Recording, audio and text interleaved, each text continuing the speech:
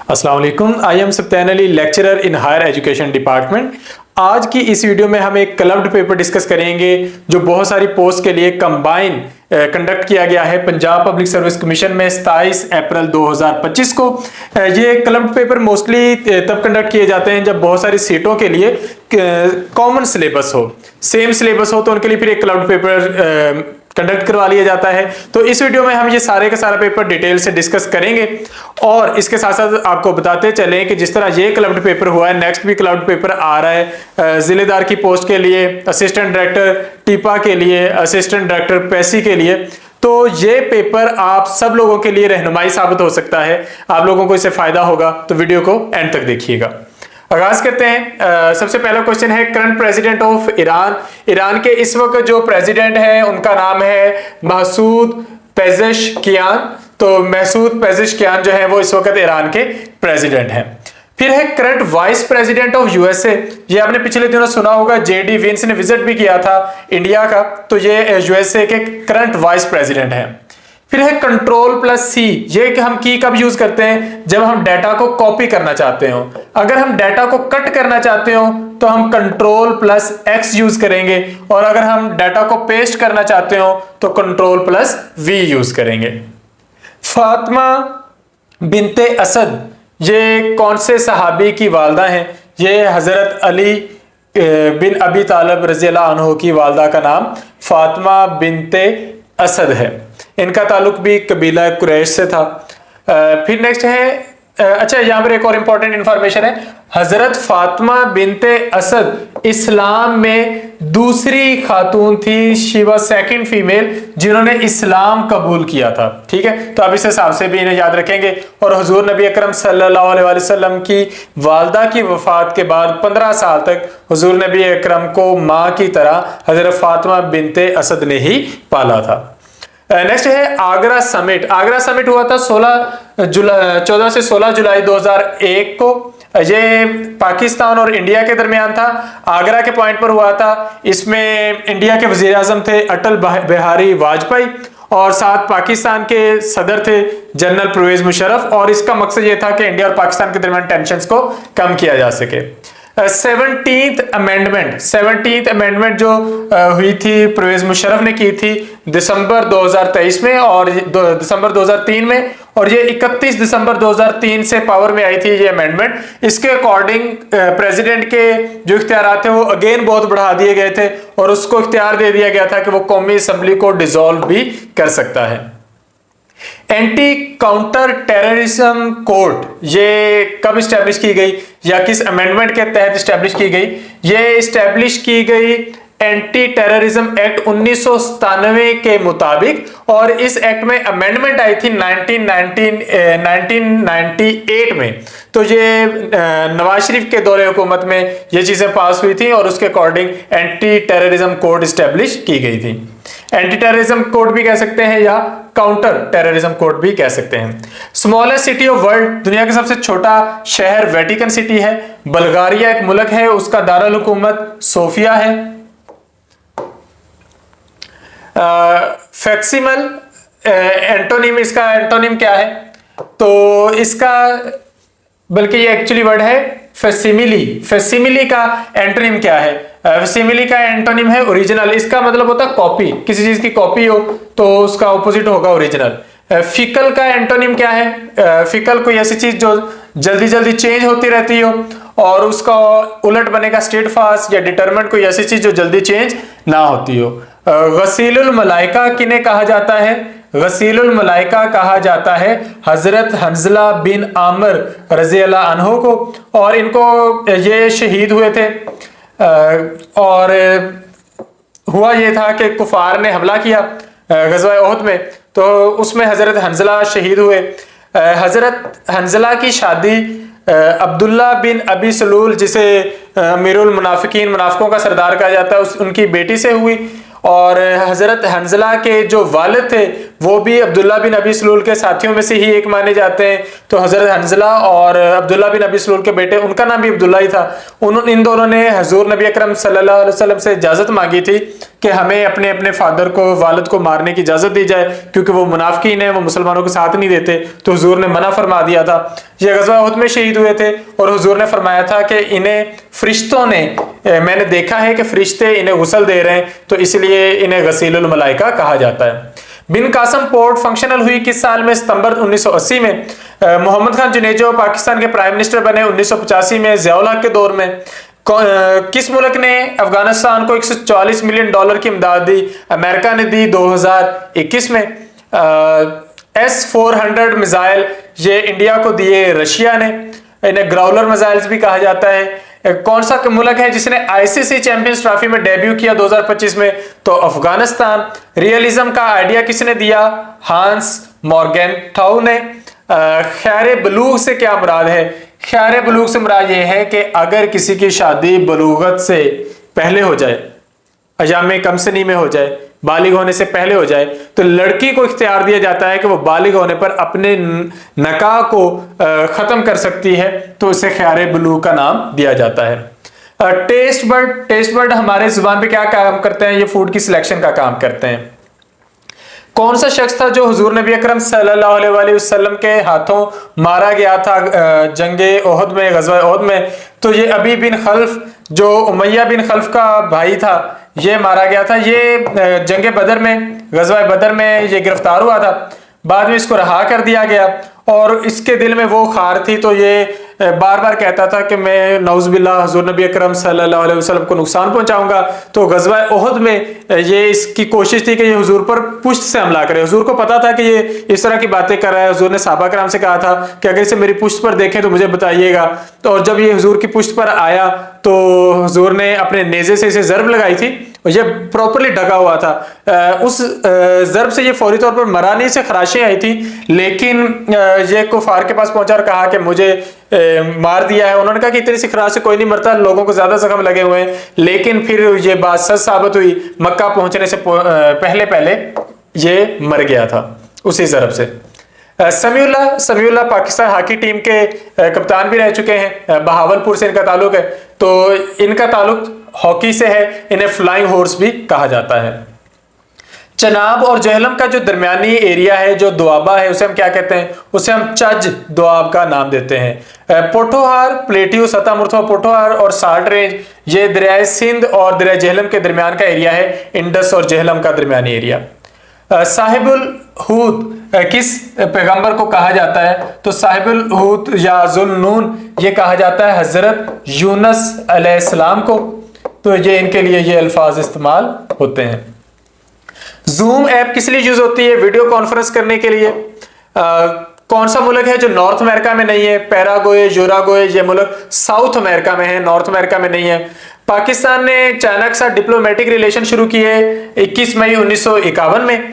डाईआरकी, ये dual government system जो है ब्रिटिश गवर्नमेंट ने इंट्रोड्यूस करवाया था कि सूबों के कुछ इख्तियारात मरकज में रहेंगे, बरतानवी हुकूमत के पास, और कुछ इख्तियारात जो थे वो मुतलका सूबों को दे दिए जाएंगे। तो ये डाईआरकी जो थी ये ब्रिटिश गवर्नमेंट ने इंट्रोड्यूस करवाई थी। बिस्तानुल मुहद्दिसीन, ये किताब किसने लिखी थी? ये हजरत शाह अब्दुल अजीज ने लिखी थी। और हजरत शाह अब्दुल अजीज जो हैं ये सिराजुल हिंद भी कहलाते हैं और ये हजरत शाह वलीउल्लाह के बेटे हैं। तो इन्होंने किताब बिस्तानुल मुहद्दिसीन लिखी थी। दुनिया की सबसे बड़ी झील कौन सी है? ये कैस्पियन सी है। इसका नाम कैस्पियन सी है, लेकिन ये झील है दुनिया की सबसे बड़ी झील। आधे पाकिस्तान के बराबर इसका रकबा है। सर सैयद अहमद खान ने साइंटिफिक सोसाइटी 1863 में कहां पर बनाई? गाजीपुर में बनाई। अंगारे में, अंगारे अब ये किताब थी अफसानों की, इसमें टोटल 10 तहरीरें थी। 5 तहरीरें सज्जाद ज़हीर की थी, फिर ये जब्त भी होगी थी किताब। तो अंगारे में आप कह सकते हैं कितने ड्रामे थे?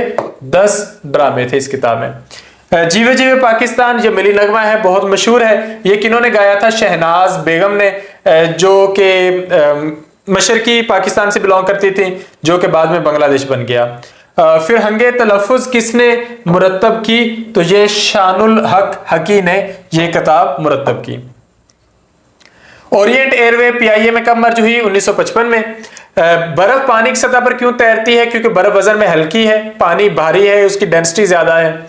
मलाला को नोबेल प्राइज कब मिला? 2014 में, तब मलाला की उम्र 17 साल थी। क्वीन एलिजाबेथ वन जो थी, ये किस मुगल बादशाह के हम असर थी कि यहाँ पर मुगल बादशाह कौन सा हुक्मरान था जब क्वीन एलिजाबेथ वन बरतानिया की हुक्मरान बनी? तो यहाँ पर अकबर द ग्रेट यानी कि शहंशाह अकबर हुक्मरान था। Which is commonly use search engine? सबसे ज्यादा जो सर्च इंजन यूज होता है वो गूगल है। नेक्स्ट एक मैथमेटिक्स का इंतहाई आसान सा क्वेश्चन है कि इसको इसमें जमा कर दें, तो ये है mn प्लस 3 माइनस 2, आप इसको यहीं पर सॉल्व कर लें, mn प्लस 1 और ये माइनस 2mn है और प्लस 3 है, 3 और 1 मिलके 4 हो जाते हैं और माइनस 2mn में से जब आप प्लस का mn निकाल देंगे तो माइनस का 1mn बचेगा, तो माइनस mn प्लस 4 हमारा राइट आंसर है। मिर्जा गालिब ने गुले राना किसके कहने पर इंतखाब लिखा था? ये इंतखाब की किताब किन के कहने पर लिखी थी? तो ये इन्होंने मौलवी सिराजुद्दीन के नाम कहने पर लिखी थी, Gule Rana. She came later than I, ये इंग्लिश का कोई क्वेश्चन है, इसके बाकी अगर ऑप्शंस पता होते तो हम बेहतर एक्सप्लेन इसे कर पाते। Which is open software? Open software वो होता है जिसका कोड ओपन हो, कोडिंग उसकी जो है वो अवेलेबल हो, तो लाइनक्स जो है ये ओपन सॉफ्टवेयर है। मिनरल एसिड कौन सा है? सल्फ्यूरिक एसिड, हाइड्रोक्लोरिक एसिड, ये दोनों मिनरल एसिड्स ही हैं। सहीफा सादिका ये किन्होंने लिखा? ये हजरत अब्दुल्ला इब्ने अमर इब्न अल आस इन्होंने लिखा था। ऑयल और गैस रिजर्व जो मामे खील में है, ये पाकिस्तान के किस सूबे में है? ये खैबर पख्तूनख्वा में है। पानीपत की तीसरी लड़ाई किनके दरमियान लड़ी गई? ये अहमद शाह अब्दाली और जो अफगान हुक्मरान थे, और दूसरी तरफ थे मरहट्टा फौज, शिवाजी की फौज, तो इनके दरमियान ये लड़ी गई थी। और वजह यह थी कि जो मरहट्टे थे नॉर्थ में और साउथ में तो पहले स्ट्रांग थे, नॉर्थ में भी इनकी हुकूमत फैल रही थी, गुजरात वगैरह भी इन्होंने फतह कर लिया था, तो अफगानों को लगा था कि शायद ये हमारे लिए खतरा है, उन्होंने इनको शिकस्त दी, इस जंग में अफगान जीते और अहमद शाह अब्दाली ने अपना हुक्मरान कायम आप कहते हैं कि दिल्ली में मुकर्रर किया। लेकिन इसका नुकसान हुआ कि इससे जो थे मराठे वो कमजोर हो गए, नॉर्थ में साउथ में कोई मजबूत हुकूमत नहीं रही, तो ईस्ट इंडिया कंपनी को कामयाब होने में बड़ी आसानी हुई। बेटर अनटॉट देन इल टॉट, तो यहाँ पे इल टॉट क्या है? ये हमारे पास कंपाउंड एडजेक्टिव है। X square plus 18x plus 81, इसको सॉल्व करें तो बड़ा ही आसान सा मैथमेटिकल एक्सप्रेशन है।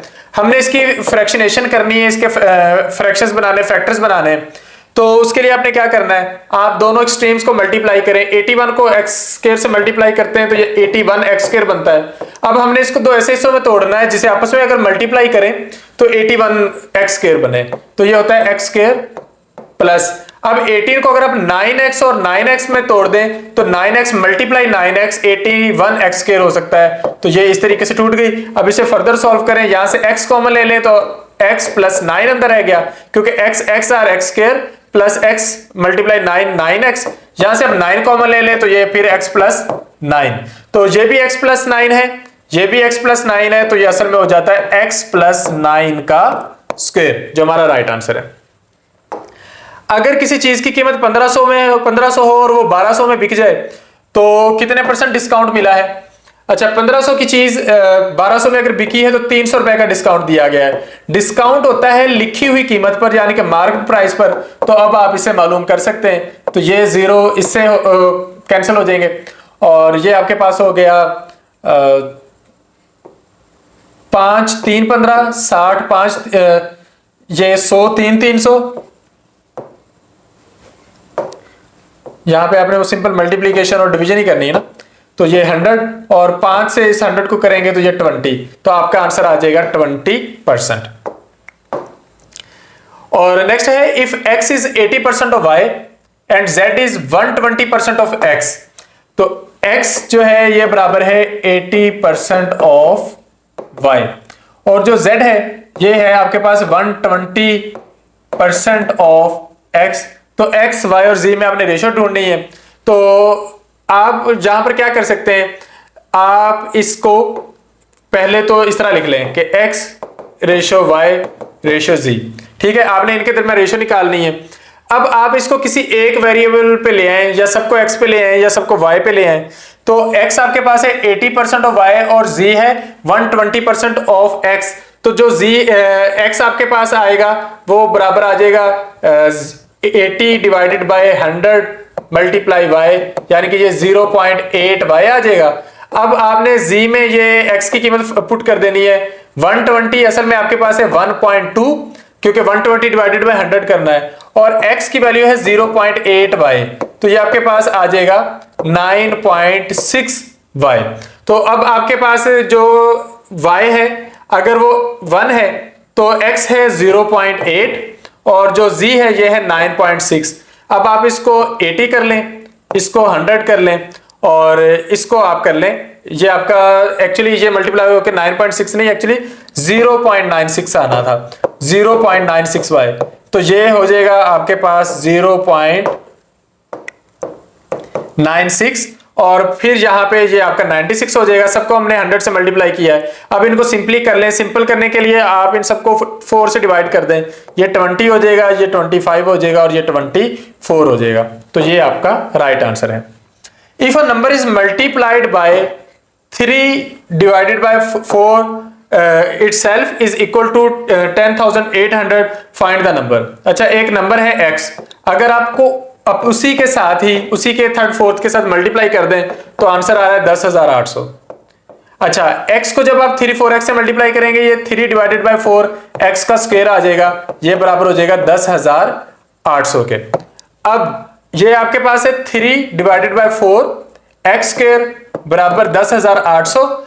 आपने क्या करना है, एक्स स्क्वायर को इधर रहने देना है, इसको दूसरी साइड पे ले जाना है, ये फ्रैक्शन उलट हो जाएगी, ये हो जाएगी 4 डिवाइडेड बाय 3। अच्छा, अब आप इसको इससे कर दें तो ये हो जाएगा 3600 को 4 से मल्टीप्लाई कर दें, ये 14,400 बनता है। ये है एक्स स्क्वायर। आपने मालूम करना है एक्स यानी कि नंबर, उसके लिए आप इसका स्क्वायर रूट इधर भी ले लेंगे और स्क्वायर रूट इधर भी ले लेंगे। जब आप इसका स्क्वायर रूट लेंगे तो आपके पास आपका आंसर आ जाएगा 120। So that is our right answer. तो यहां पर हमारे पास इस क्लब्ड पेपर की डिस्कशन हो जाती है कंप्लीट। उम्मीद है आपको सारी चीजें समझ में आई होंगी।